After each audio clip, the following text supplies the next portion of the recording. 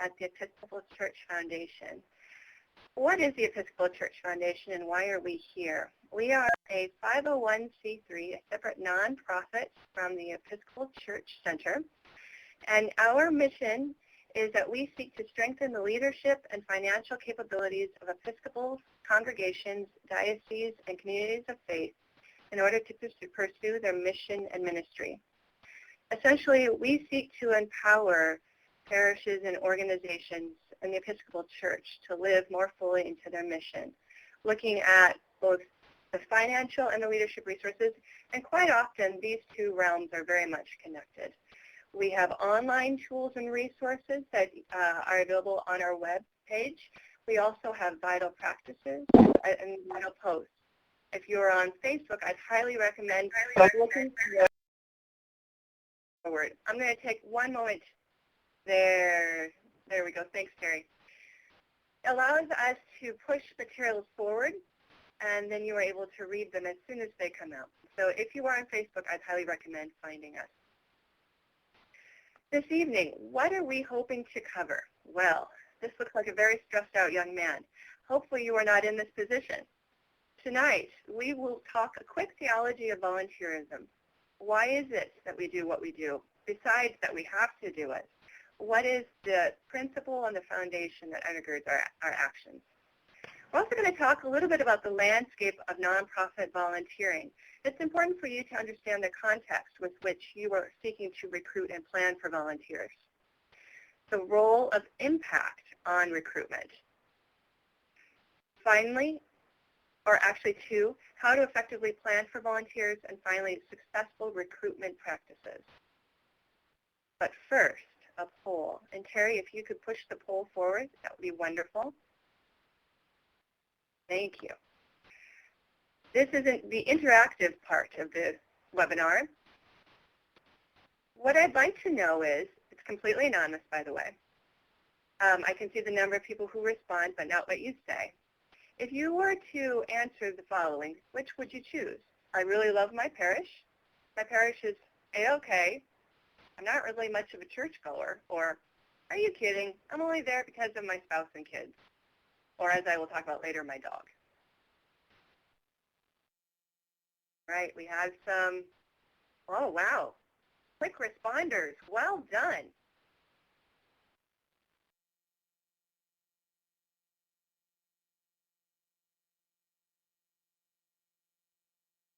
Wonderful.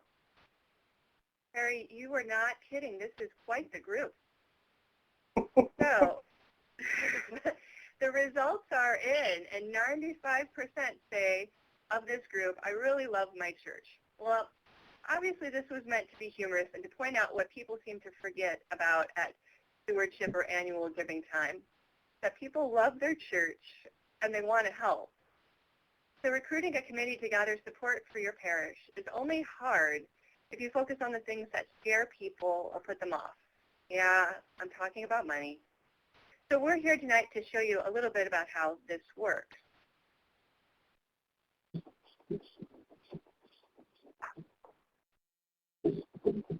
So, the novelist and theologian Frederick Buechner, many of you may have heard of him, says that vocation or calling is that place where the world's great need and your deep hunger meet.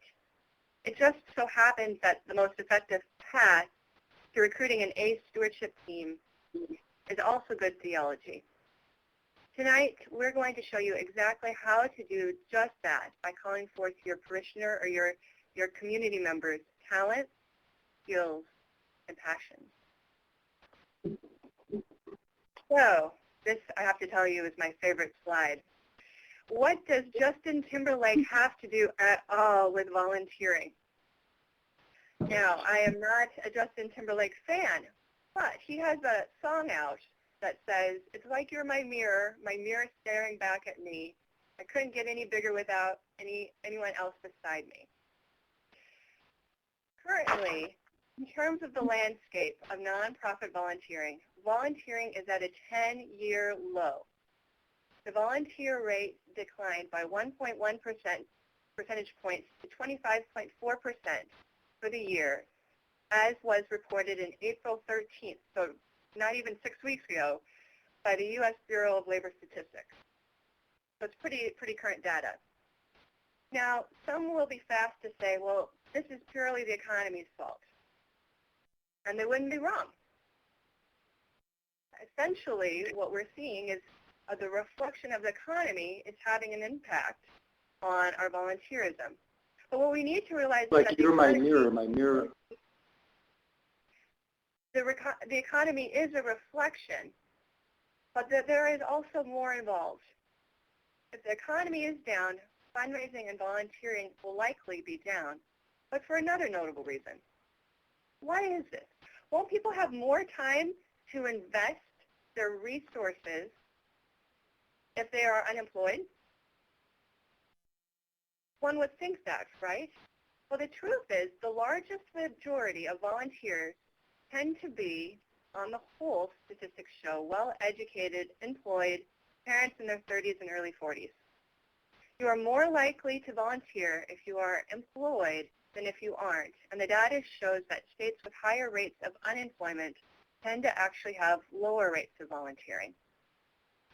So despite the evidence and the wishful narrative that volunteering might somehow be a silver lining of a bad economy, there remains strong.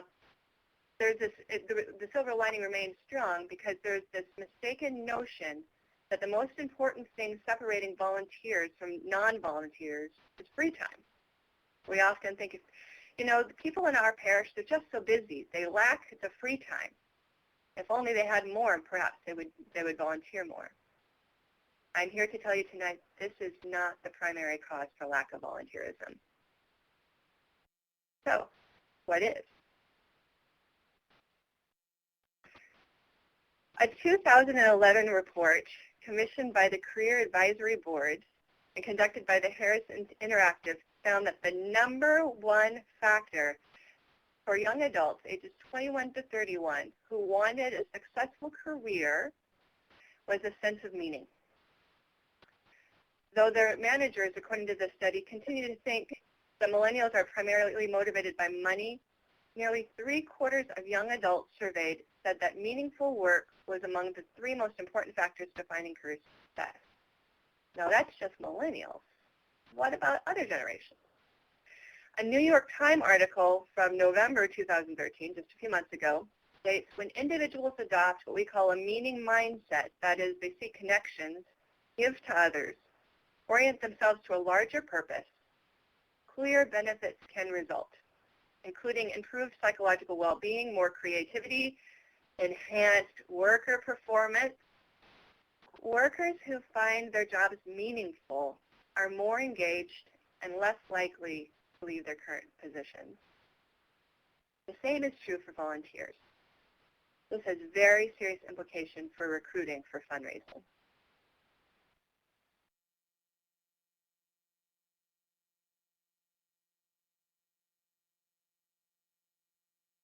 There we go.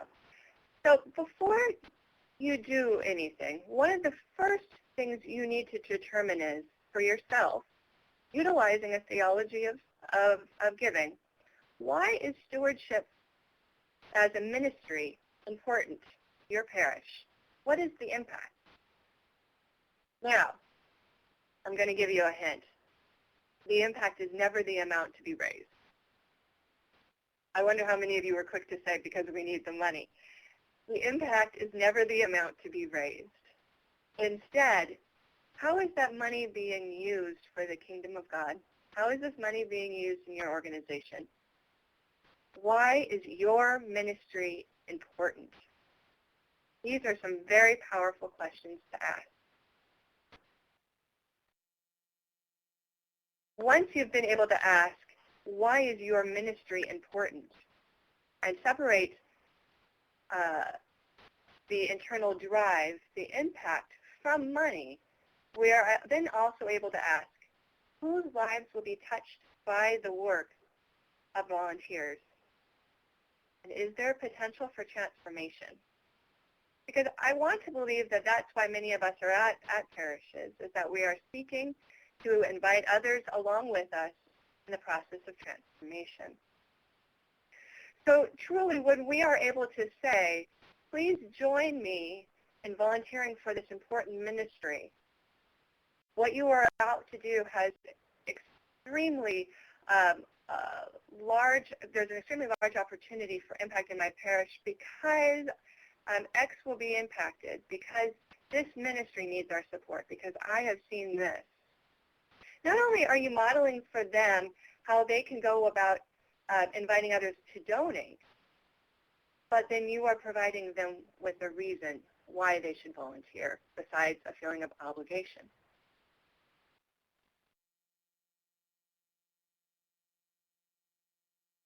Now, before you start recruiting, you actually need to have a stewardship plan. There are tons of options out there. In fact, before this webinar, Terry and I started listing off all of the different plans, and it was almost overwhelming. You can do any type of model, and many models are dependent upon your volunteer base. So I thought I would look at one plan that tended to be utilized by many of the parishes that we work with, this new model, New Consecration Sunday. I am not promoting this as the model for an actual stewardship plan, but I am using it as an example to see how many different volunteer positions there are. The advantage of a package like this is that you are able to customize it. However, if you do want to look at other models, please do let us know. Nearly all programs do have the following components, though. There's a gathering, there's individual contact, which I hope goes well above a letter, calls, visits, groups, meetings. There's storytelling or testimonial. There's the incorporation of meditation or Bible study or prayer. Communication is of vital importance. Bulletin, announcements, letters, narrative budgets, e-news, posters, skits. Highly would recommend as well items of fun like videos, etc. These are all components of a plan. What you want to look at then is, as you can see here, there are 9 different volunteers that have opportunities for involvement. And oftentimes we get into the thinking of that one person needs to serve all of the different jobs, or only one person would be able to. This is a great opportunity for you to start looking at who has a variety of different skills and perhaps passions in your parish. And with that, I want to suggest then thinking about looking at what skills and passions will make your plan really sing. What will move it from a basic plan to being contextually appropriate? Not all plans are going to fit your parish, and we recognize that. But if it's going to have the maximum amount of impact, what are the skills that are already found in your parish that you can hone in on, whether it be communication? Some parishes that have some very gifted leaders and hospitality. I work with a lot of parishes that know how to throw parties. So what's this hospitality and spiritual theological grounding and organization?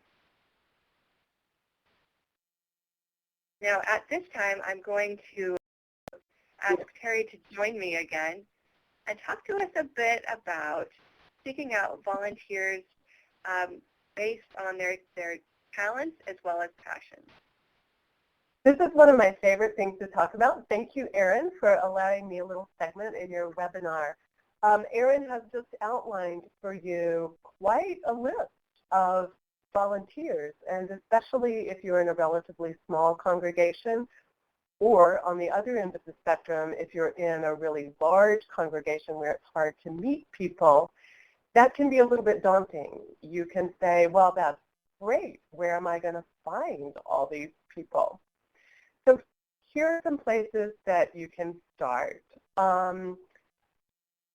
Many congregations have a time and talent fair. I showed you how to use that little hand-raising operation. If you'd like to raise your hand, see whether to indicate if your congregation has a time and talent fair, or you can type it in the chat. We've got one person, 2 people with raised hands. Other people seem to be typing in the chat. One of the interesting things about a time and talent fair, and I'll circle back to this, is I've seen a lot of congregations who focus on the committees that they need to fill or the jobs that they want done. You might start thinking about your time and talent fairs from the perspective of the people with the talents and the time. What would they most be interested in doing? Where do their passions lie? And we're going to talk a little bit about how you identify that in a minute in a more sort of quantified way. But one very easy way to identify that is start paying attention. Who is the first in and last out in the kitchen during every church supper? This is likely your party person. Who takes all the kids for a play date after church service, or has all the kids piled in with their kids in the pew on Sunday morning? That's a natural person for working with the youth or young adult program. Then who is that person? And this person tends to get a bad rap in congregations sometimes, but who's the person who always knows the latest news, who always knows the latest gossip? You know you have one. We, in my congregation, used to say that, you know, there's 6 degrees of separation unless you know Nancy, and then there are only 3. So that person is a prime person to put on your communications committee. They know everybody. They know what's going on. Have them on the inside. So look around and start thinking about people in terms of what are their gifts and how can those gifts be used in the particular plan that you've got involved, that you're building. Then go ask them. Say, we're building a team to do X, Y, Z, and we need people who love to post, write, design e-newsletters, do computer things, take video, whatever. And I noticed that you seem really good at these things. I'd like you to help us out. I think you could really make a difference. I noticed that when we manage capital campaigns, people say to us, oh, I'll do anything but ask for money. And the really good news here is that you can build an A stewardship team the same way, because the least important thing that you will do on your stewardship team is ask for money. It's much more about hospitality and stories and invitations than about asking for money. Now, I promised I would circle back to the passions and talent. This is a time and talent sign-up sheet from Holy Cross Church in Carlsbad, California. It's a little tiny storefront church, and I couldn't enlarge it much more, so it's hard to see, but you will get a PDF. You should already have gotten a PDF of these slides. What you see here is a list of activities that people might do: arranging flowers, caring for babies and toddlers, introducing people to each other, leading meetings. You know, everybody's got an alpha dog in their congregation. And then the person has options to check. This is something I love to do. This is something I will do if I need to. And this is something I would like to learn. This third category is really important in terms of bringing along your next generation of volunteers. Think about who might be interested in learning to do some of these things and pair them with someone who's already experienced and bring along mentors. And I believe Erin's going to be talking about the importance of mentoring later on when we get to millennials. So you've found all these people, you've had a great time and talent fair, and you've got all these people who would love to plan a meeting, organize files, throw parties, whatever it is you need. Before you go out and recruit, there's still a few things you need to do. The most important part of volunteer management actually happens before you recruit the volunteers. You want to respect their time and their commitment, and the best way to do this is to give them a job description. It's surprising how few volunteer roles actually come with a written description of what's expected. And part of that's because people feel like they need to outline what the person has to do. But the good job description really only needs three things. You want to outline the responsibilities, and I'm going to talk about the difference between responsibilities and tasks in a minute. You want to outline participation. Will they be expected to show up for things? How often? How many times a week? How long? Do they just show up or do they run the show? That kind of thing. And then you want to show them where to go for guidance and support. Give them a contact number so that if they're unsure, they know who to call on for help. Now, the difference between responsibilities and tasks is something that I see played out in key ways in churches frequently, although the classic area is in the altar guild. The altar guild is always saying, we don't have new young people coming on board, and as soon as somebody says, well, gee, it looks kind of scary, all those things you have to do this way and that way, but they screw up their courage and join the altar guild, and the first thing that happens is somebody says, oh, we don't do it that way here. The difference between responsibilities and tasks is focusing on what you want the volunteer to accomplish and then letting them figure out how they will accomplish it. If you want to have 7 parties, let them decide when and where and what time those parties will occur.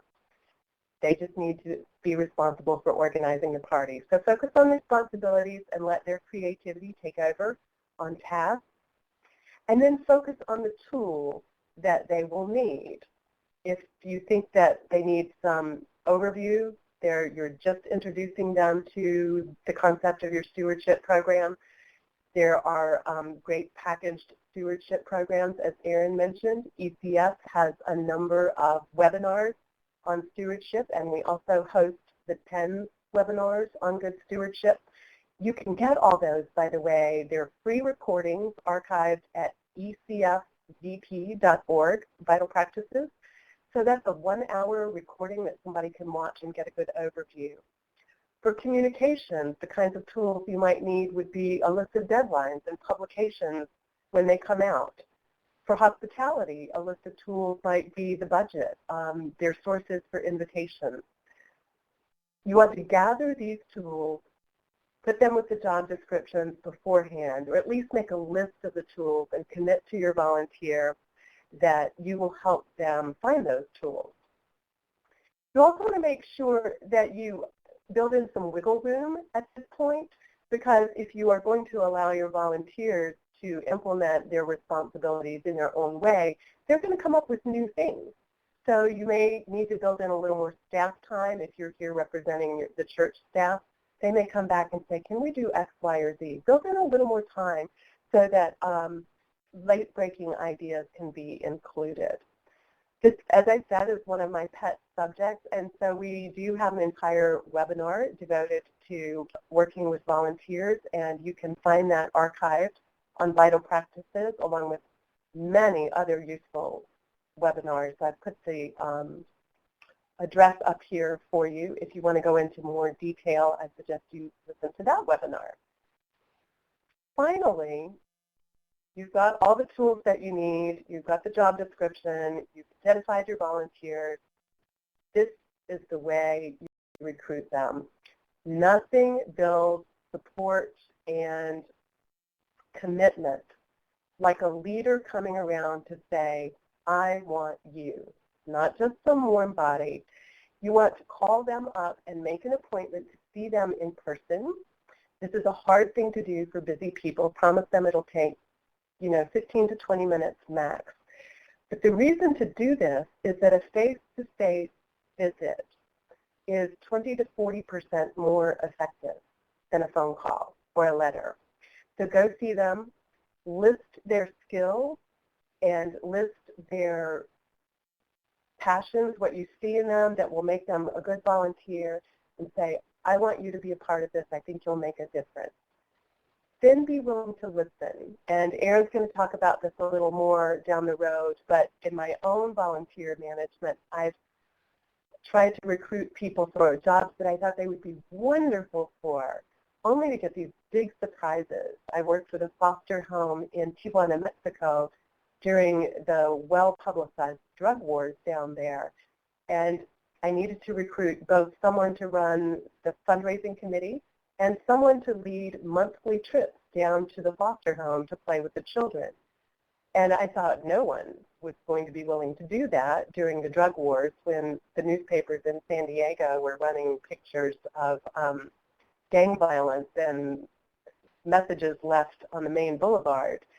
But in fact, when I went to ask the woman I'd pegged to run the development committee, she was a suburban mom with a teenage daughter and aging parents she was taking care of, and she said, actually, I'd like to be the trip leader, because her teenage daughter spoke Spanish, and they made it a mother-daughter activity to go down to Mexico once a week and play with these children.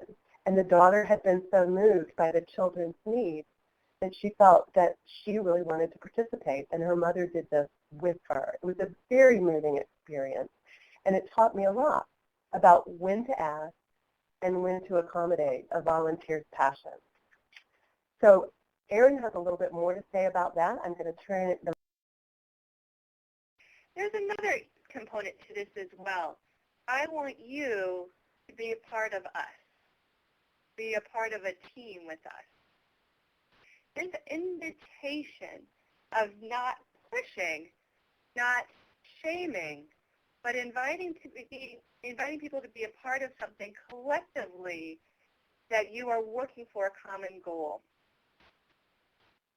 Remember that you are working to support a meaningful and a rewarding cause. And so you feel good about the work you're doing, and you want to share that joy of giving back to others.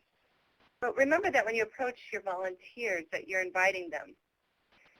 You'll have more success recruiting volunteers by framing it in the language of invitation rather than, well, we don't have anybody, and if you don't join, we won't be successful.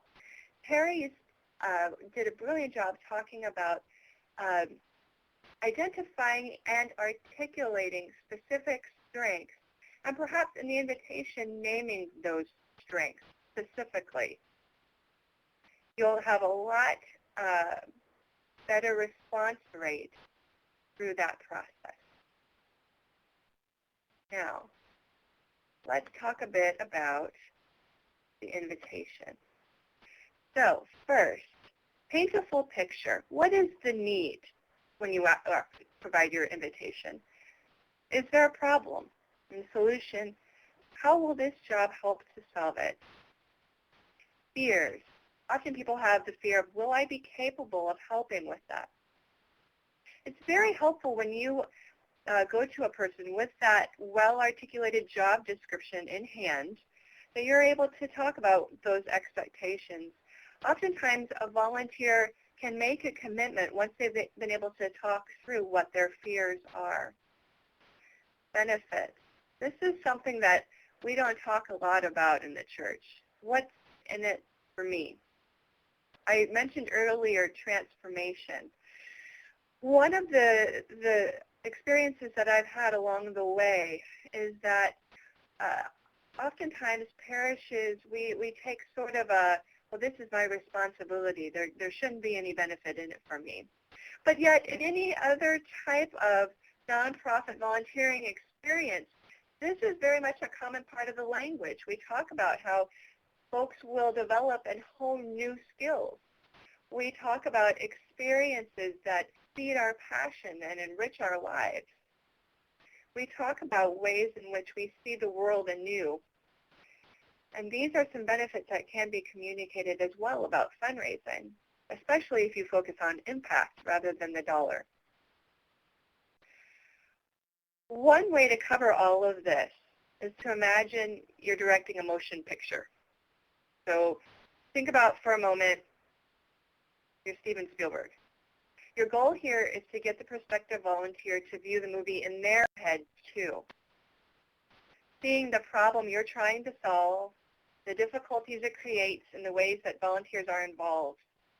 In essence, you want that prospective volunteer, here's the piece, you want that prospective volunteer to picture themselves as the star of the movie.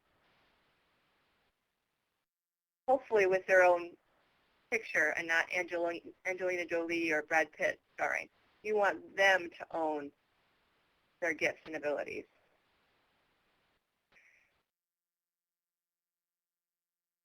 Now, oftentimes people are going to have different motives for volunteerism. The millennial generation, for example, is oftentimes talked about as the selfie generation. Now, for those of you who may not know what a selfie is, a selfie are those pictures that people can take on their iPhone or their smartphone of themselves. You can turn the camera around to face yourself and take the picture. Once again, returning to that Justin Timberlake reflection piece. What is interesting about the selfie generation, however, that Pew has found is that this generation actually has very similar giving characteristics and volunteering characteristics as Peter Jennings titled Greatest Generation. The millennial generation already has a good amount of social volunteerism built into public schools, into private engagements. Oftentimes, young adults are not allowed to graduate from high school without securing so many hours of volunteering at social services. This is actually a common expectation on college applications. This is not necessarily a threat to us. Actually, this is an opportunity for us to engage millennials who are seeking opportunities to grow and allow them to use their gifts and skills for some of the jobs that we have. But as Terry mentioned, that might require some mentoring, and it might also require some extra staff time and extra space to allow that millennial to work out exactly how to solve a problem differently or in a different way. Millennials also are very important because they seek out immediate, not gratification, but response for their work. And this is one of the things that we'll talk a little bit about with volunteerism. One of the things that we do with fundraising that we focus on is how do we thank donors throughout the year. In fact, the United Way has a rule of thumb that we need to thank donors up to 7 times. What are the different ways that we can thank volunteers as well that are serving on your committee? That millennial is going to need a response very quickly in order to remain engaged. I like to tell this story of a millennial that I worked with at a parish in Hawaii. And this millennial very much had a love of dogs and cats. And we were doing a capital campaign there.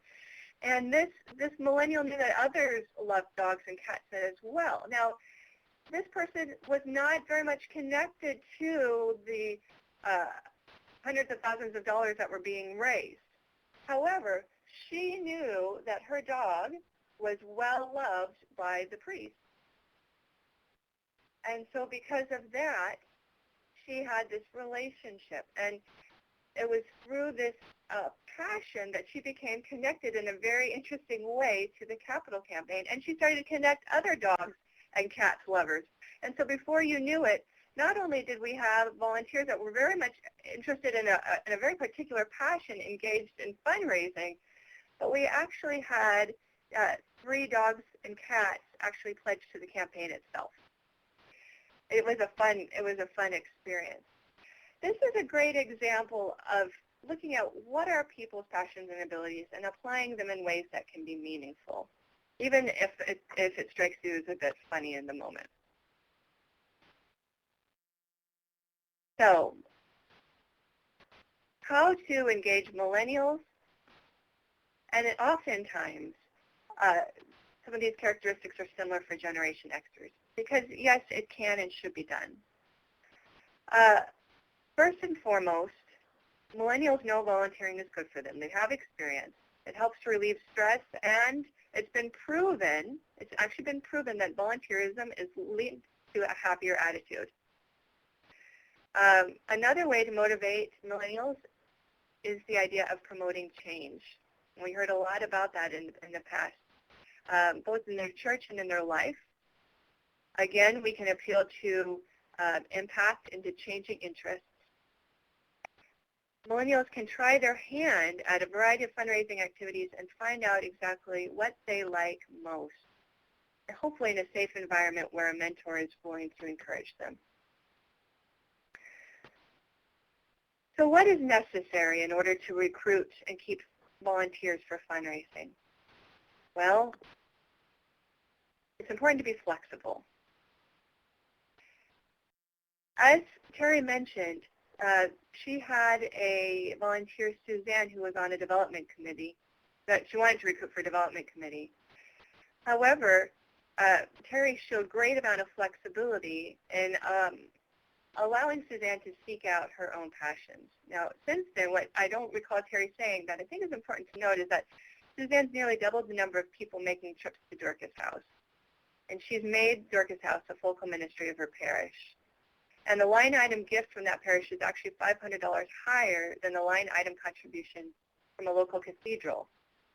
So she's probably done more for fundraising by leading trips than if she'd ever taken over a committee. Being flexible and listening to your volunteers' passions and then adapting accordingly. This is one way in which then you can empower your volunteers. What does that mean?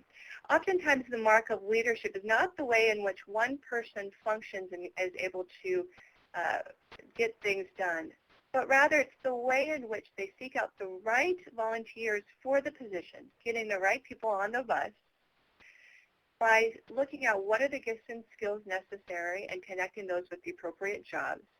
And then here's the part that's most important, looking at what are the tools that people need for their success. When you go over that job description with a potential person that you seek to involve the role, ask them what they think would bring strengths to the committee. Ask them if they have any other friends who could bring strengths to the committee. They probably have a network of support, maybe even outside of that normal circle. They'll know people perhaps that you don't know who have skills that maybe actually haven't seen in action. Ask them if they need any tools. Ask them what is it that they need in order to be successful. And don't just ask them that once. Ask them that in an ongoing way when you check in.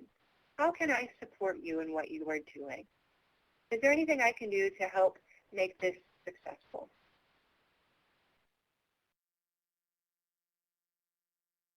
So let's talk about the role of gratitude. Say thank you. Even if a person is asked and they turn you down, they've just given you their time, and that's valuable.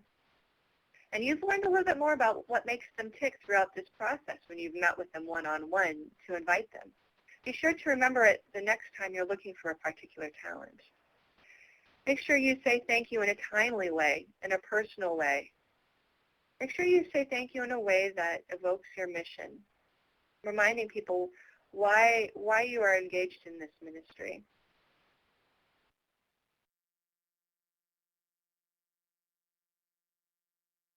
Now, you've done the work. You've made the invitations, and people have said yes, and you are excited. What is the first thing you do? The first thing you do is follow up with an introduction to the entire group. Send an email with everyone's contact info, or introduce your two co-chairs at coffee hour. Whatever is your congregation's way of connecting, connection is vital for engagement. Connection is vital for making meaning. Be sure that all your new recruits know how to reach one another. Make sure that they know that they can contact you.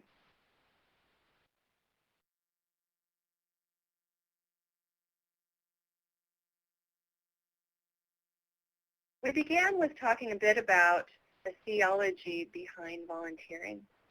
And one of the greats, Henry Nouwen, that the Episcopal Church Foundation likes to focus a lot on, his particular book, The Spirituality of Fundraising. He writes within that book When fundraising is done right, the person asking and the person giving come together to participate in a new thing that God is doing. This is the impact. This is the transformation. And this is why we talk about inviting people into the work. It's hopefully through this invitation and to a greater ministry that you not only encounter a successful pledge campaign, but you also increase your sense of community engagement and mission. All right, it is 6:47. I'm going to put up our contact information. If you have any questions that you want to email directly, this is Terry's email. I promise I didn't do that on purpose to just send it to Terry. Now is your time. If you have any questions, we have about 10 minutes. I'd be happy to be of help to you or to ask Terry to also join in to discuss what are you finding in your parish that is a challenge. And because we were having some background noise and feedback issues, I've muted all your phones. So type your questions into the chat. And if you'd like me to unmute your phone, you can always raise your hand. I apologize, it's sort of an unfriendly thing to do to mute everybody, but we'd love to take questions by the chat function. If you type into the chat any questions you might have about planning for your stewardship or recruiting people to support you. I see a couple of people typing, so we'll wait just a minute to see if we get some questions popped up.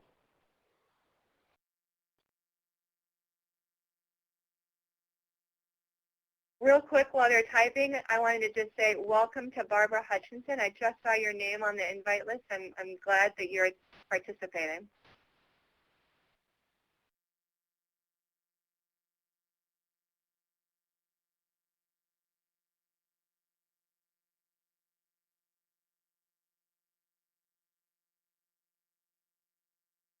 We have multiple people typing. Okay, how often should your stewardship committee membership change, Erin?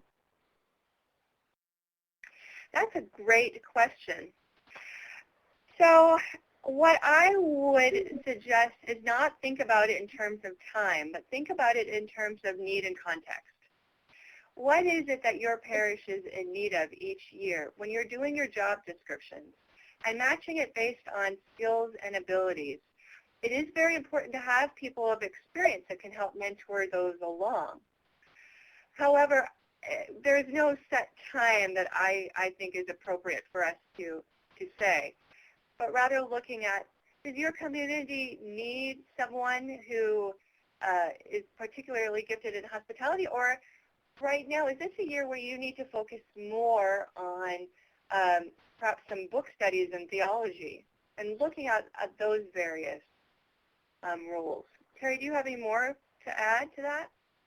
You know, it's interesting, and I think this is one of the values of Erin working together with me, and I always appreciate it because because I'm quite a bit older than Erin. I bring a different perspective and have seen so many cases where one volunteer will take ownership of a particular project and literally keep it for decades. Yeah. That I have adopted a policy where where I have the authority to do so, that no one stays in a job more than 5 years. Now they're welcome to come back after rotating off, but we do like to rotate people out after 5 years, sometimes with the understanding that they will be responsible for finding their replacement. That can help someone who's really got a little bit of a tight grip on the reins. That can help them to let go. Then we have a question, any thoughts about the term volunteer? And of course, I'm never short of opinions on that one, but Erin, you may want to take that one too. So if I recall, the question about volunteer, and to clarify that for the group, was that Glenn raised that unlike in nonprofits where volunteerism is optional, sometimes in parishes the term volunteer is expected. People are expected to fill certain roles and capacities. What I would suggest is that if we view this as a ministry, empowering people to live into that ministry means that it means that the term volunteer can change. It can be co-leaders or co-partners, but I do think that there's a question underneath that question that we should look at. It's not just one of the name, but rather it's, so what is your theology that's really guiding that question? Is it a question of we all have to do this because we're in this together, and if we don't do it, then we're going to have problems? Or is this that this is a ministry that through the process of participating, people can be transformed? In this situation, the process is just as important as the product. Harry? I think that that's true, and I think that the research you were talking about that indicates that volunteering is good for people's mental and spiritual health indicates that this kind of work is transformational. I'm aware of various positions where people say we don't have volunteers, we have ministers, or we have team leaders, that sort of thing. And what I've found at the grassroots level is that the people who are actually doing the work will still identify themselves as a volunteer because they identify this work as something that they are doing willingly and gladly, and that in many cases they literally volunteered. They came forward first and said they would do it. And they wish to have that honored and respected.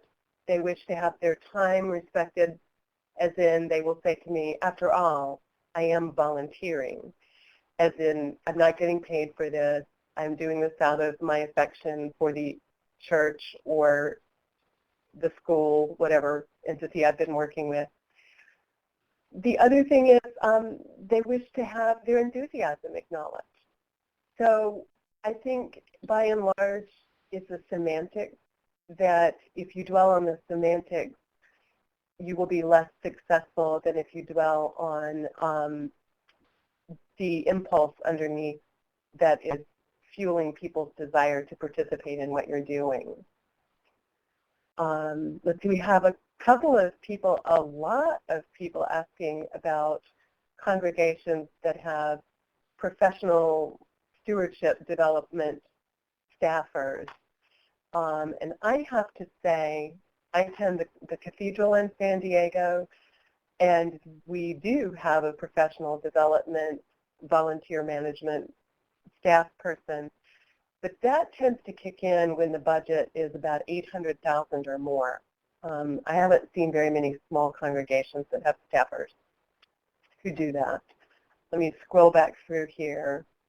There was a question, when do you start recruiting for your volunteers?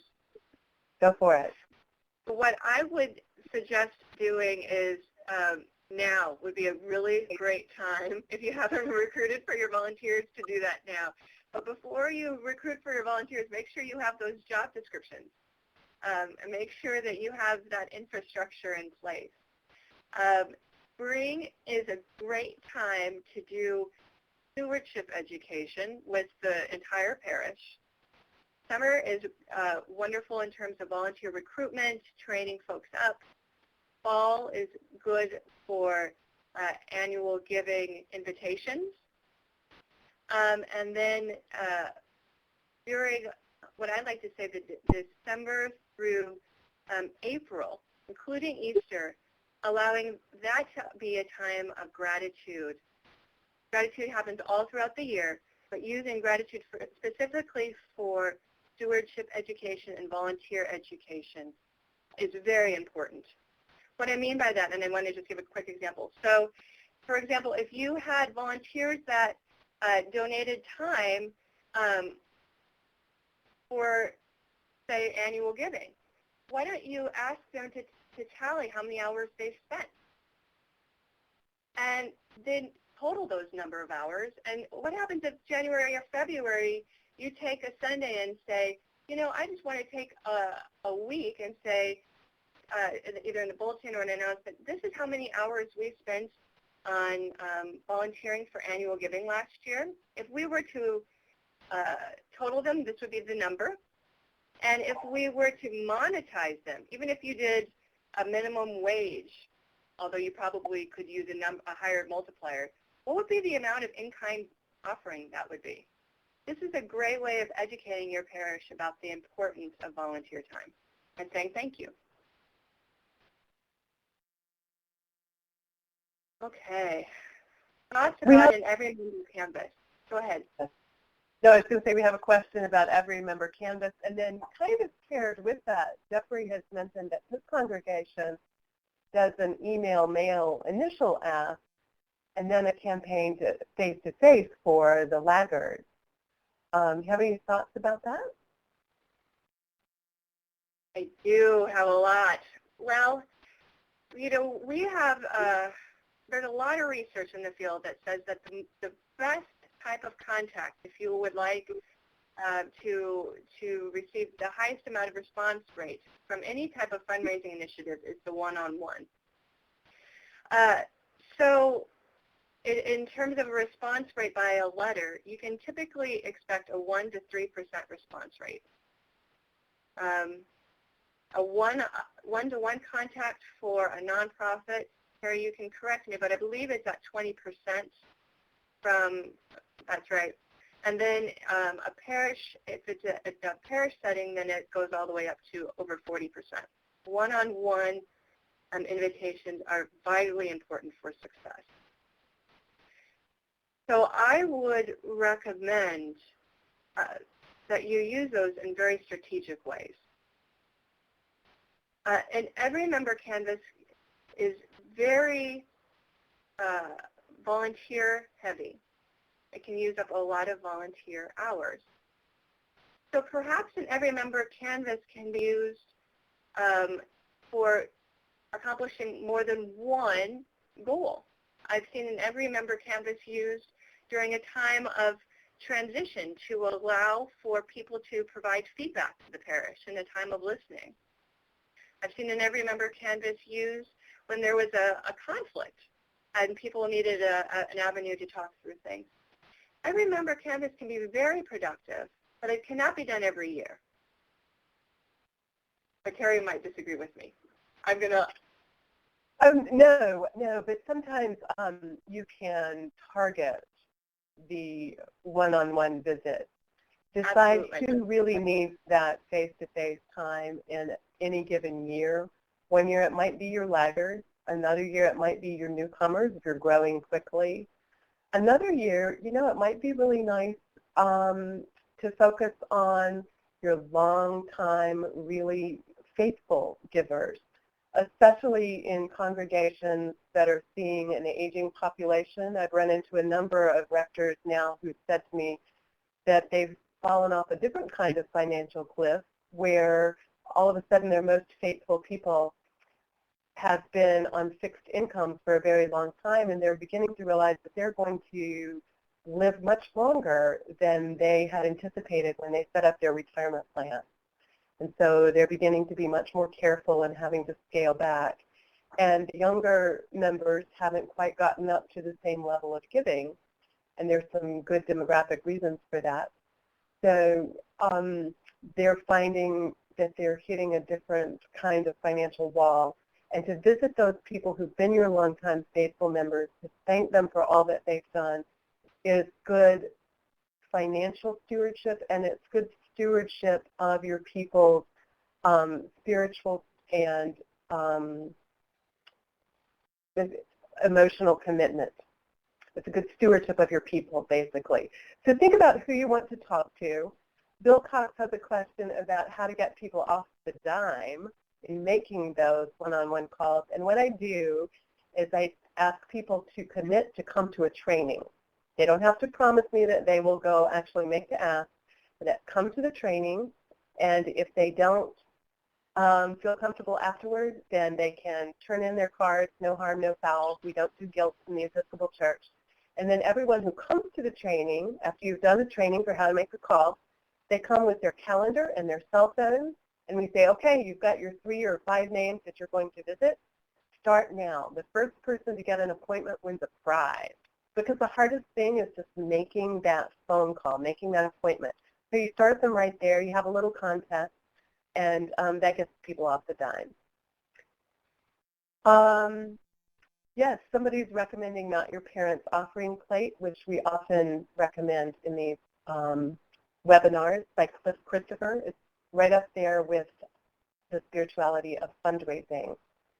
I'm noticing that we are now 2 minutes past the hour, so I want to be respectful of people's time. We've been preaching that all night long. If you had a question that we didn't get to, feel free to email me, and I'll either handle it or forward it on to Erin. Thank you all for your time and your patience. Again, my apologies for muting all of you. Thank you for joining us tonight.